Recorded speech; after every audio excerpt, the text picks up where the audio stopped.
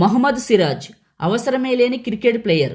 ఇటీవల తెలంగాణ ప్రభుత్వం అతడికి డిప్యూటీ సూపరింటెండెంట్ ఆఫ్ పోలీస్ పదవిని కట్టబెట్టింది. అయితే డిఎస్పీగా సిరాజ్ ప్రస్తుతం నెలకి 58,850 రూపాయల నుండి 1,37,050 రూపాయల వరకు జీతం అందుకుంటున్నాడు. దీనితో పాటు అతనికి ఇంటి rent, allowance, health, travel allowance సహా ఇతర బాధ్యతలు కూడా తీసుకుంటున్నాడు. ఇతనికి ప్రతి నెల 7వ తారీఖు అయితే జీతం వస్తుంది. దీనిలో ఫిట్మెంట్ ఫ్యాక్టరీను 2.57 వద్ద ఉంది. ఇప్పుడు 8వ వేతనం సంఘం అమలులోకి వస్తే ఫిట్మెంట్ ఫ్యాక్టరీ దాదాపు 2.57 పెరగనుంది. దీనివల్ల అతనికి ఉపయోగం ఏంటంటే సిరాజ్ జీతం భారీగా పెరగనుంది. అతనికి ఎంత వస్తుందంటే కనీస నెలవారీ జీతం 80,000 నుంచి ఎక్కువగా 1,85,000 వరకు వస్తుందంట. తెలంగాణ ప్రభుత్వం అతనికి డిప్యూటీ సూపరింటెండెంట్ ఆఫ్ పోలీస్ పదవిని ఇచ్చింది, జీతం కూడా ఇస్తుంది.